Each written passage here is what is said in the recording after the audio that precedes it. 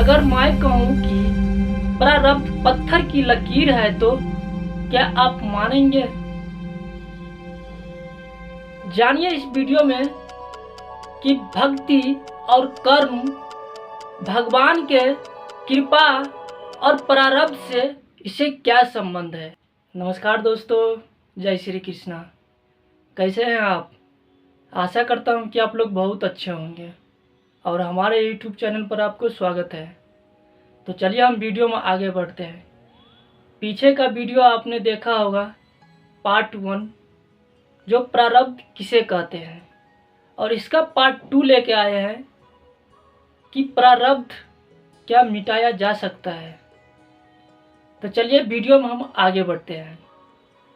जब जीवन में कोई दुख आता है, बीमारी आती है, या कोई आर्थिक स्थिति ऐसी हो जाती है, या फिर रिश्तेदारों में कोई कठिनाई हो जाती है, तो हमारे मन में फिर वही सवाल आ जाता है कि भगवान भी मेरे साथ ही ऐसा क्यों कर रहे हैं।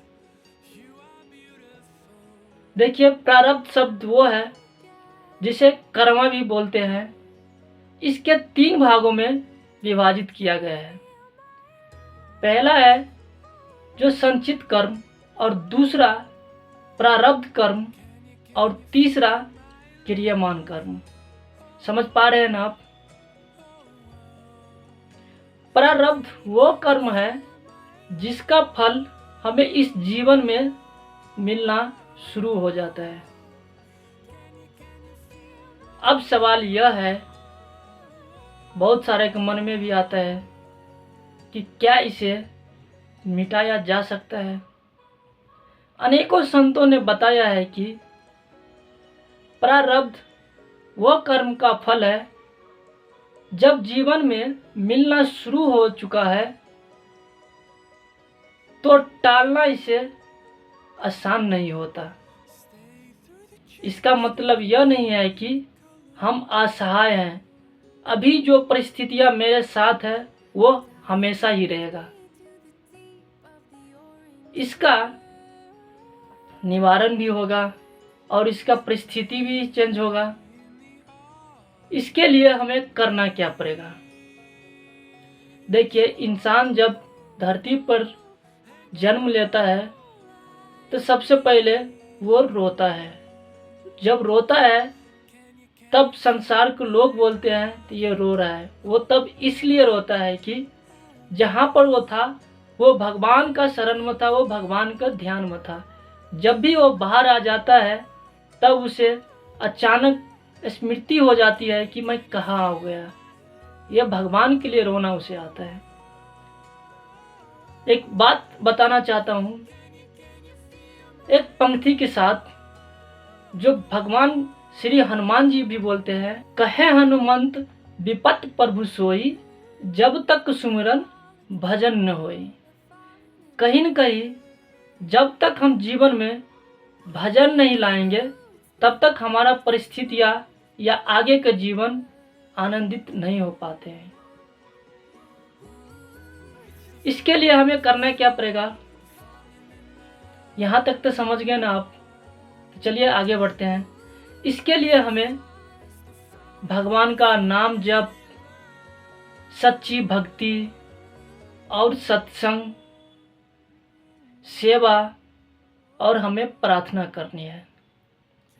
जब हम भगवान के प्रति श्रद्धा पूर्वक भगवान का नाम स्मरण करते हैं या भगवान का नाम जप करते हैं तब हमारा मन शांत होता है। जब हमारा मन शांत होता है तब हमारे दिमाग में नए विचार उत्पन्न होते हैं, और जब नए विचार उत्पन्न होते हैं तब हमारा एक नया रास्ता मिलता है। आप जब देखिएगा, जब आपका मन जब शांत रहेगा तब आपके मन में कोई अच्छा नया नया आइडिया आता होगा। यहाँ तक तो आप समझ गए ना? देखिए, जब भगवान का नाम हम स्मरण करते हैं, जब हम ईश्वर का नाम स्मरण करते हैं तब हमें प्रारब्ध सहने की ऐसी सामर्थ्य मिल जाती है। अब हमें यह नहीं सोचना है कि हम अपना भाग कैसे मिटाएं, बल्कि अब यह सोचना है कि हम भगवान का नाम जप और भगवान की करीब कैसे पहुंच सको। देखिए, जीवन में हमेशा परिस्थिति या कठिनाई एक ही जैसे हमेशा नहीं रहती है। जीवन में कभी दुख कभी तकलीफ आती रहती है, लेकिन हमें अब जो भी परेशानी तकलीफ आती है उसे भगवान की इच्छा अनुसार समझकर हम स्वीकार कर लेंगे। अगर जो भी आए हमें यही बोलना है कि अगर आज मेरे पास ऐसा तकलीफ है तो कोई हमारा ही ऐसा कर्म है जो हमें आज मिल रहा है, यह भगवान का इच्छा अनुसार हम इसे स्वीकार करते हैं और आगे आज से हम कुछ ऐसा अच्छा कर्म करें जो आज का कर्म हमारे आने वाला जीवन में अच्छाई लाएगा और उसका प्रभाव ऐसा होगा कि आपका जीवन में अच्छा ही रास्ता दिखाई देगा।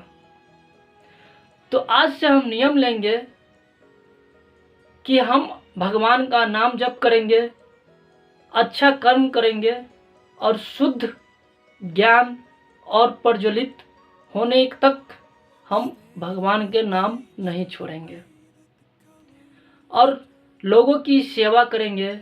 जो सेवा ऐसी महानता है, जब हम किसी की सेवा करते हैं वो हमारे पास लौट कर फिर आता है। तो आप भी अब चाहते हैं कि अगर मैं भी अपना जीवन में ये सब छोड़कर और आगे की रास्ता में अच्छा करूं, लोगों की भलाई करूं और एक नेक रास्ते पर चलूं, भले ही आज मेरा स्थिति ऐसा है, आने वाला स्थिति ऐसा लाऊं, तो इसके लिए अच्छा कर्म कीजिए और सही रास्ता पर चलिए।